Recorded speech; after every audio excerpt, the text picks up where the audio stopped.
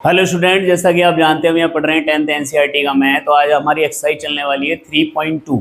3.2 में हम क्या पढ़ने वाले हैं? आज हम पढ़ने वाले हैं प्रतिस्थापन विधि।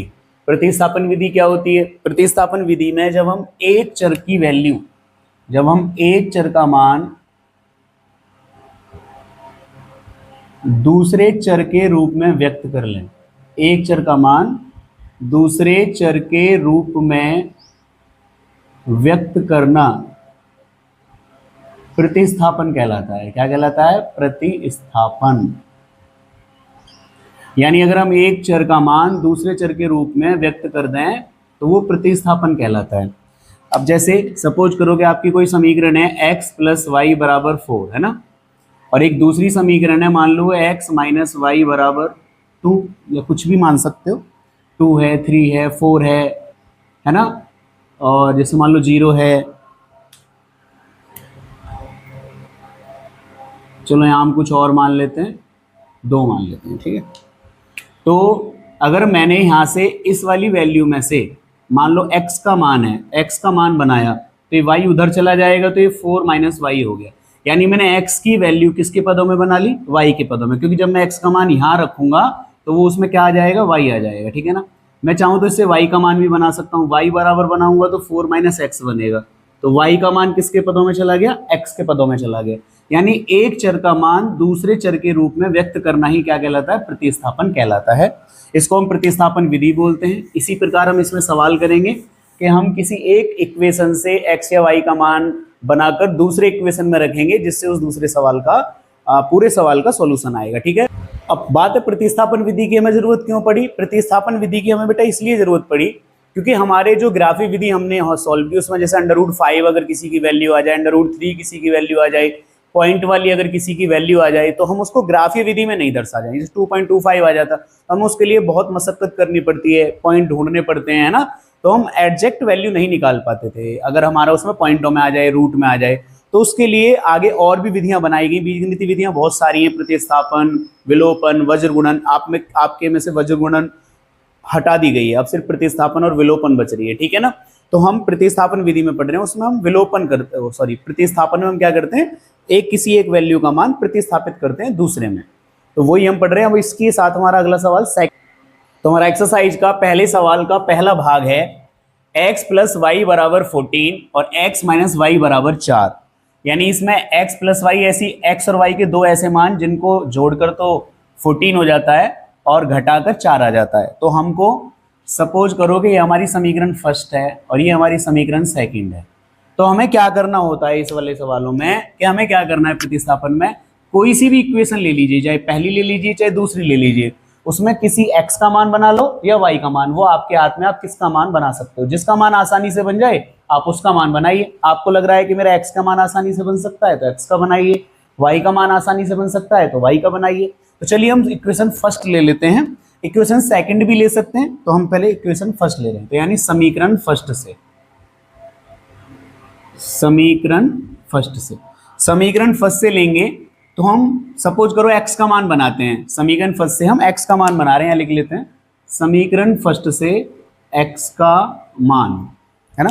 तो समीकरण फर्स्ट से x का मान बनाए तो ये हो जाएगा x इक्वल टू y, उधर काय में चला जाएगा माइनस में, तो ये हो जाएगा 14 माइनस वाई। दिख रहा है ना आपको? यहाँ से दोबारा लिख देते हैं बड़ा बड़ा, x equal to 14 minus Y, ये y उधर चला गया माइनस में, तो ये आपका बन गया किसका मान? x का मान बन गया तुम्हारा समीकरण फर्स्ट से। अब हमें क्या करना है? जो वैल्यू आपने फर्स्ट से बनाई है उसे फर्स्ट में तो रखोगे नहीं, सेकंड में रखोगे, ठीक है ना। तो हम x का मान समीकरण सेकंड में रखेंगे, तो x का मान समीकरण सेकंड में रखने को, तो समीकरण सेकंड में रखिए। तो समीकरण सेकंड में रखेंगे, x की जगह क्या हो जाएगा? 14 माइनस वाई, तो इस x की जगह रख दीजिए 14 माइनस वाई, ब्रैकेट में रखना है हमेशा। ये पीछे हो गया माइनस, यहाँ हो गया y और इक्वल टू 4, है ना। अब हमने सिर्फ क्या किया है, अगर गौर से देखोगे तो हमने सिर्फ x की जगह इस वैल्यू को रखा है, ठीक है ना, सिर्फ x की जगह इस वैल्यू को रखा है। तो अभी हम ब्रैकेट को खोलेंगे तो ये हो जाएगा 14 माइनस वाई इक्वल टू 4। ये 14 है, माइनस का y और माइनस का y दोनों संख्या माइनस की है। जब संख्या सारी माइनस की हो तो चिन्ह माइनस का लगेगा और उनका ऐड हो जाएगा, तो ये कितना हो जाएगा? 2y। और इज इक्वल टू में कितना हो जाएगा 4। अब हम यहाँ से 14 को उधर माइनस में लेके जाएंगे तो इधर क्या बचेगा माइनस का 2y, तो इधर माइनस का 2y बच गया और ये 14 उधर माइनस में चला गया। इधर चलते हैं, अब ये माइनस का 2y है, 4 में से माइनस 14 गया, अब 4 में से अगर माइनस 14 गया तो कितना बचा -10, माइनस से कट गया माइनस, और 2 से 10 कितनी बार कट गया, 2 पंजे 10, तो y का मान कितना आ गया आपका 5 आ गया। तो y का मान जो 5 आया है अब हम उसको हमेशा उसमें रखेंगे जो आपने वैल्यू बनाया था, क्योंकि आपने अगर x का वैल्यू पहले बनाया है तो y की वैल्यू आएगी, अगर आपने y का वैल्यू बनाया है तो x का वैल्यू आएगा, ठीक है ना। तो y का मान समीकरण थर्ड में रखने पर तो लिख देंगे y का मान समीकरण थर्ड में रखने पर, तो y का मान आप जब समीकरण थर्ड में रखोगे तो हो जाएगा x इज इक्वल टू, यहाँ 14 है आपका, तो 14 माइनस y का मान कितना है आपका 5, तो x बराबर आ जाएगा 9। तो आपका x और y का मान आ गया है 9 और 5, तो यहाँ से आपका क्या आया, तो x का मान आया आपका 9 और y का मान आया आपका 5। तो ये हमारे दोनों वैल्यू आ गए जो हमको प्रतिस्थापन विधि से निकालने थे। तो बेटा इसी तरीके से प्रतिस्थापन विधि है कि आपको किसी भी इक्वेशन से एक वैल्यू बनानी है पहले, फिर उसको दूसरे समीकरण में रखना है और उससे एक मान आएगा, उसको फिर जो मान वैल्यू आपने बनाई थी उसमें रख दीजिए, x और y के मान आ जाएंगे। इसी तरीके से हम आगे वाले सवाल और करते हैं। तो अब चलते हैं अपने सेकंड पार्ट पर। सेकंड पार्ट, तो सेकंड पार्ट में हमारा एक दिया है s minus T is equal to 3 और s upon 3 plus T upon 2 is equal to 6। इसका मतलब है कि अब देखो अपॉन वाली वैल्यू में से हर एक कोई बचना चाहेगा बनाने से, तो हम भी पहले इक्वेशन से बनाएंगे। तो समीकरण फर्स्ट से हम x का मान बनाएंगे, किससे बनाएंगे, समीकरण फर्स्ट से x का मान, x का मान बनाइए, सॉरी x का नहीं, x बोल रहा हूं मैं, यहाँ s और t, तो हम s का बना लेंगे, s का मान बनाएंगे। तो s का मान बनाएंगे तो हो जाएगा s is equal to 3 plus और t इधर जाएगा प्लस में, ठीक है।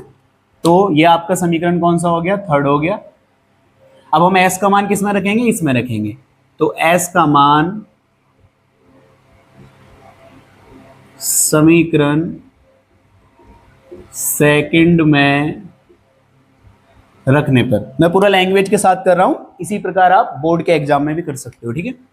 s का मान यहां रखेंगे 3 प्लस टी, तो 3 plus T is equal two upon में 3 है, चाहो तो आप इस इक्वेशन को सॉल्व भी कर सकते हो और छोटा कर सकते हो जिससे जल्दी हो जाए, है ना।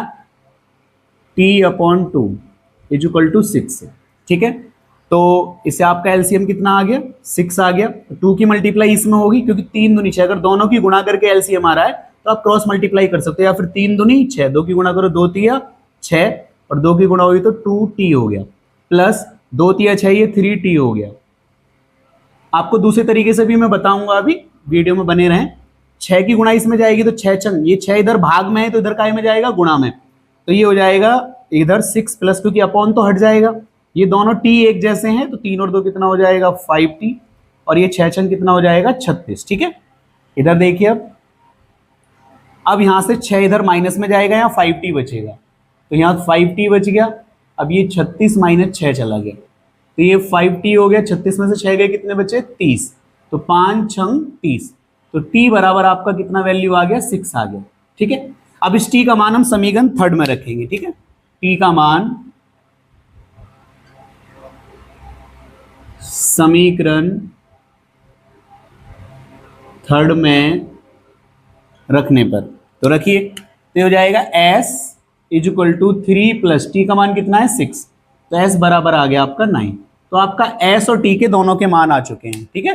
तो हमारा s का मान कितना आया है, s का मान आया है 9 और t का मान आया है 6। इस तरीके से हमारे प्रतिस्थापन विधि से इसके भी वैल्यू आ चुके हैं। मैं दूसरा तरीका क्या बता रहा हूँ, मैं दूसरा तरीका बता रहा हूँ कि आपने जैसे s का मान बना लिया तो आप चाहो तो समीकरण सेकंड को थोड़ा बदल सकते हो। जैसे समीकरण सेकंड क्या है, मैं द्वितीय विधि बता रहा हूँ समीकरण सेकंड को हल करके। अगर किसी को लगता है कि हमें अपॉन वाले सवाल में थोड़ी प्रॉब्लम आती है, भैया इस वाले अपॉन वाले सवाल में सर थोड़ी प्रॉब्लम आती है, हम अपॉन वाले में नहीं कर पाते हैं। अपॉन वाले वैसे आप जब 10th क्लास में आ चुके हो तो आप पे आने चाहिए, ये सरल मेथड होता है। अब द्वितीय विधि में अगर आप ऐसे करना चाहते हो तो इसका एलसीएम शुरू में ही ले सकते हो।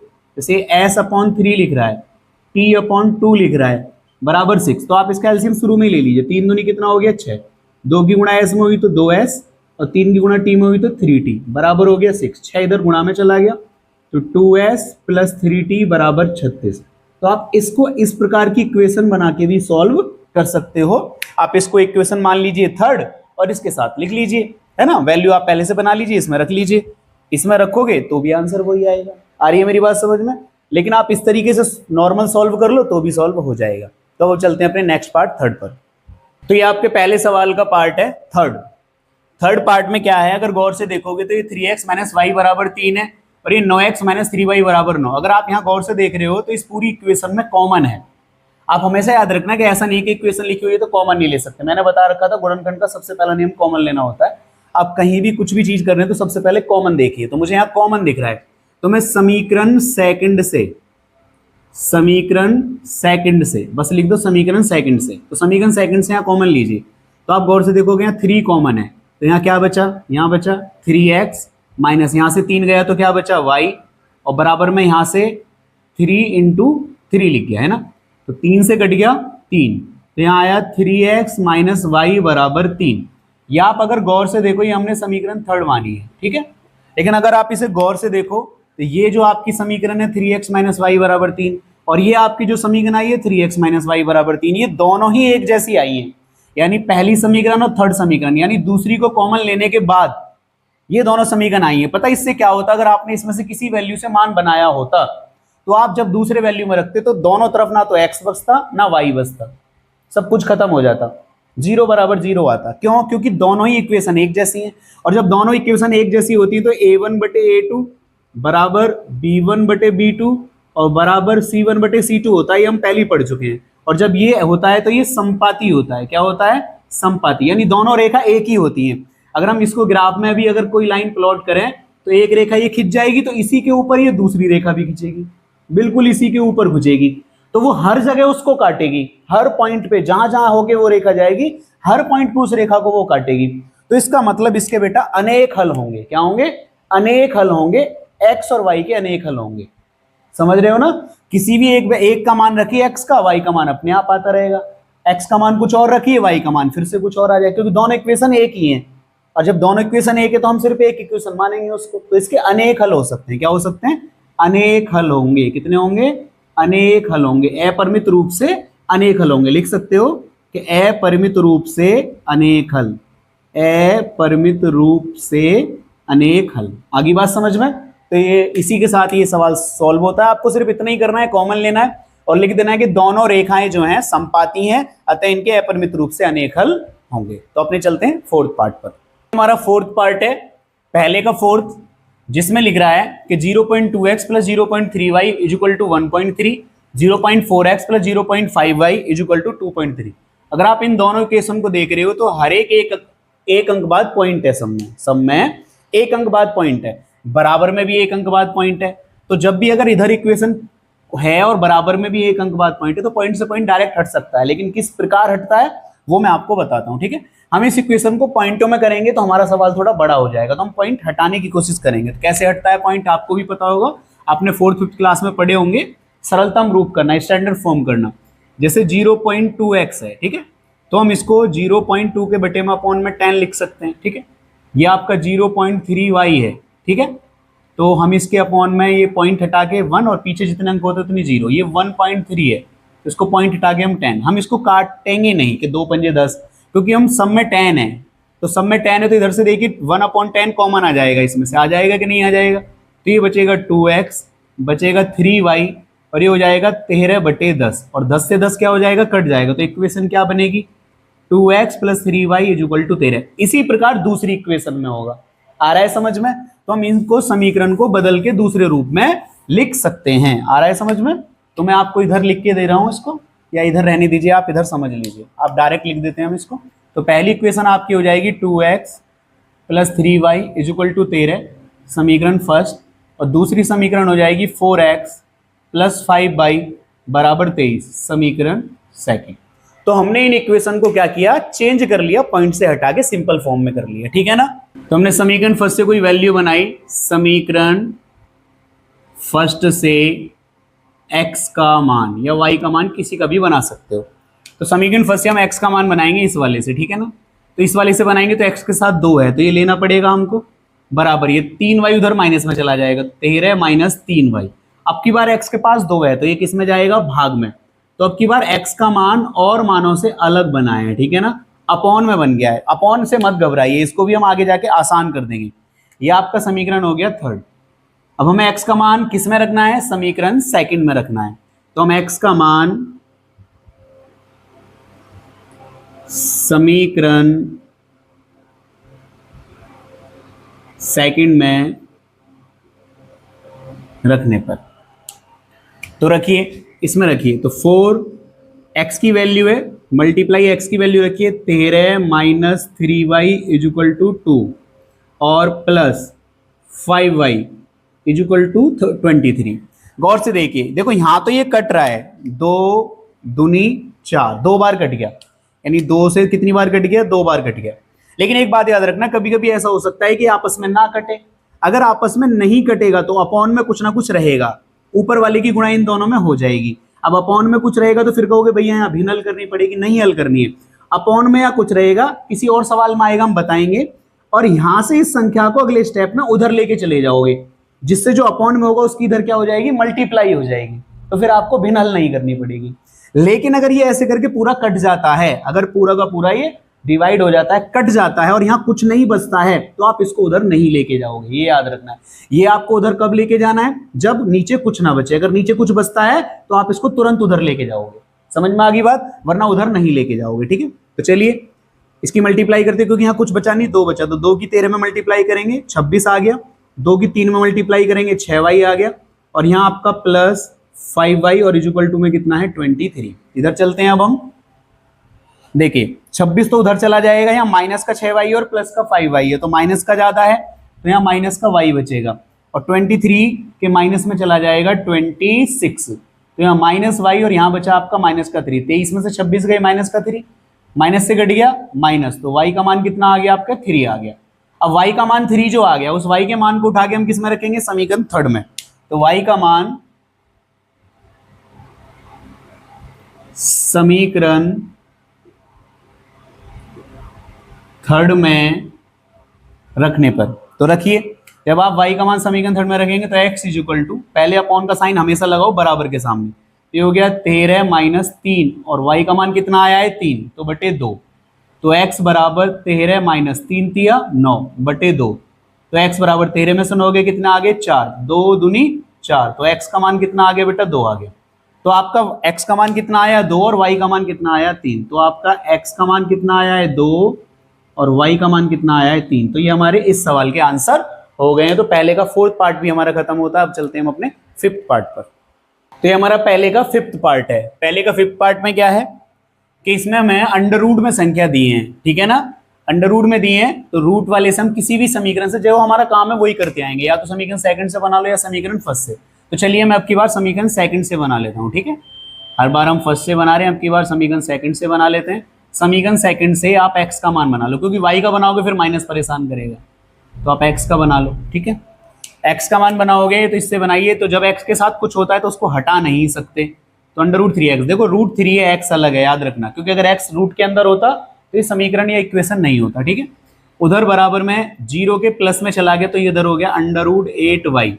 अब हमें x की वैल्यू बनानी है, तो अंडर रूट 3 यहां से चला जाएगा तो हो जाएगा under root 8 upon under root 3y। अब चाहे तो हम इसे एक ही अंडर रूट के अंदर लिख सकते हैं 8/3, क्योंकि दोनों अंडर रूट में है, ठीक है। तो ये आपका समीकरण हो गया थर्ड। अब इस x का मान को आप किस में रख दो, समीकरण सेकंड में। तो आप x का मान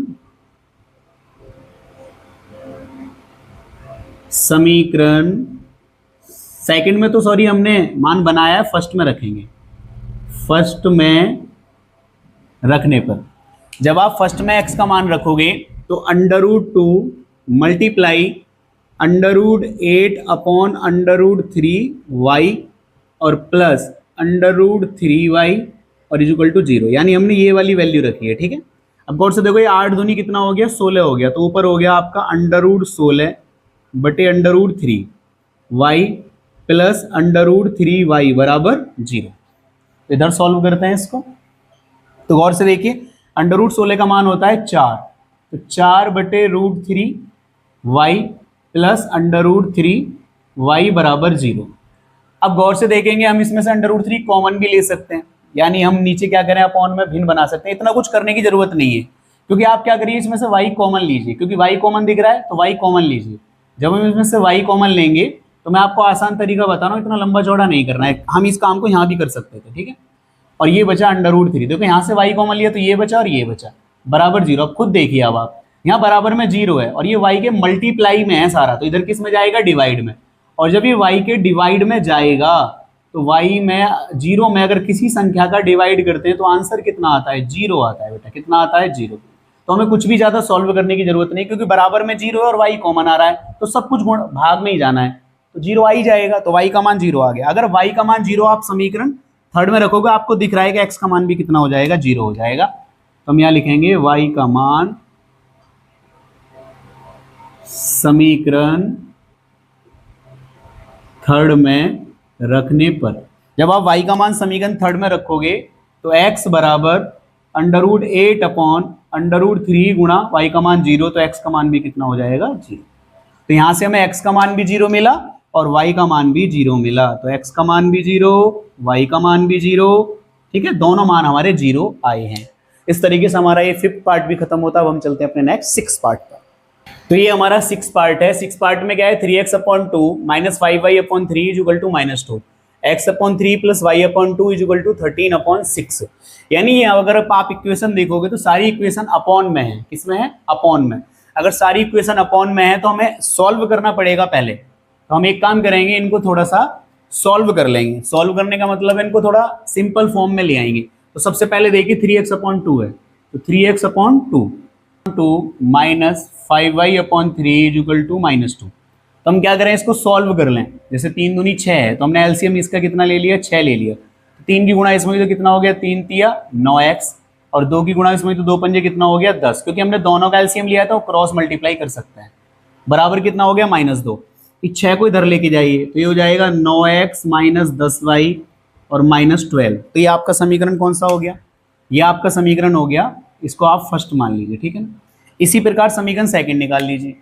जैसे इस वाली को सॉल्व कर लीजिए, तो इस वाली को सॉल्व करेंगे तो हो जाएगा x/3 + y/2 = 13/6। इन दोनों का एलसीएम कितना आ गया, 6 आ गया, ठीक है ना। इन दोनों का एलसीएम 6 आ गया, तो 2 की मल्टीप्लाई 2x, 3 की मल्टीप्लाई 3y = 13/6। देखो दोनों में 6 है तो 6 से 6 कट गया, तो ये आ गया 2x + 3y = 13।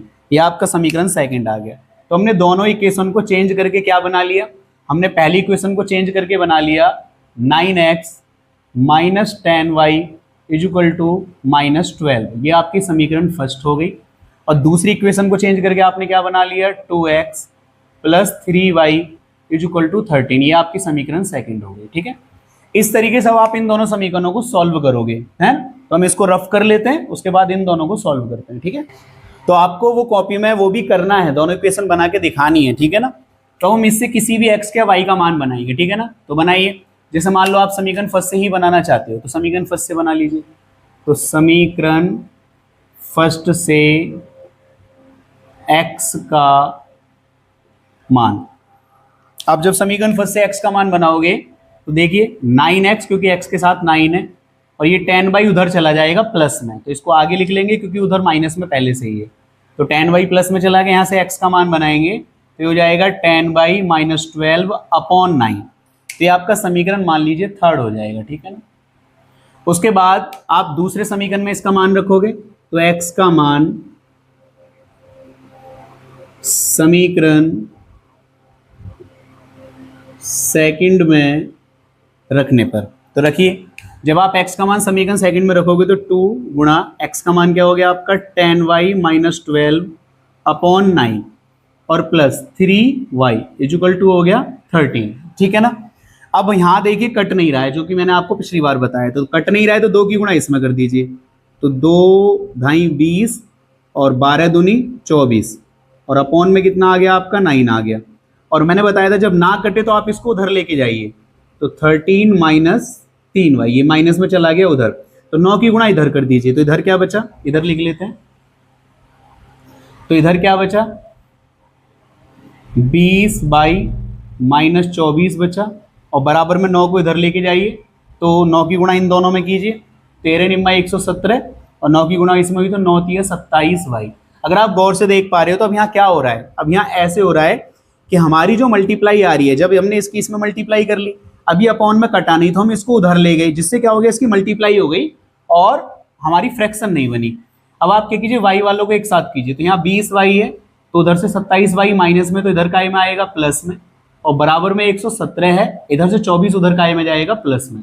ठीक है, 20 और 27 कितने हो गए, 47 हो गए, तो ये 47y हो गया, और 117 और 24 कितने हो गए, 151 हो गए, 2 और 1 3, 141 हो गए क्या, हाँ 141 हो गए। ठीक है, 141, तो 47 से 141 3 बार कटेगा, तो y का मान कितना आ गया, 3। अब y का मान आप किसी भी समीकरण में रख लीजिए, इसमें रख देते हैं समीकरण थर्ड में, तो y का मान समीकरण थर्ड में रखने पर, तो रखिए, जब y का मान आप समीकरण थर्ड में रखोगे तो x equal to 10 into Y का मान कितना 3 माइनस 12 अपॉन कितना 9, तो x का मान 10 दिया, कितना हो गया 30 माइनस 12 अपॉन 9, और 30 में से 12 गए कितने बचे 18, तो 9 दूनी 18, तो x का मान बेटा कितना आ गया 2 आ गया। तो आपका इस तरीके से x का मान तो 2 आ गया और y का मान कितना आ गया 3, तो इस तरीके से हमारे दोनों मान आ गए। ठीक है ना, इसमें यही करना है, क्योंकि अपॉन में तो आप इनको पहले सॉल्व करके एक सिंपल इक्वेशन बना लो, क्योंकि अपॉन में अगर वैल्यू बनाने की कोशिश करोगे प्रतिस्थापन में तो बहुत टाइम लग जाएगा। ठीक है ना, सवाल बड़ा हो जाएगा। आप इस तरीके से इसको आसान तरीके से कर सकते हैं। तो इसी के साथ हमारे पहले जो सवाल है उसके सारे पार्ट खत्म हो चुके हैं, और जो नेक्स्ट आपका दूसरा क्वेश्चन है और तीसरा क्वेश्चन, इसमें 2 क्वेश्चन है जिसमें तीसरे के भी 5-6 पार्ट हैं। तो नेक्स्ट पार्ट में हम दूसरा क्वेश्चन लेके आएंगे आपके लिए। तो आगे बढ़ने से पहले हमारे चैनल को सब्सक्राइब कर लें, वीडियो को लाइक कर दें, और जो आपका बेल आइकन होता है उसको ऑन कर लें, जिससे हमारी कोई भी वीडियो आएगी तो आपके पास नोटिफिकेशन आ जाएगा। तो चलते हैं, मिलते हैं अगली वीडियो में। धन्यवाद।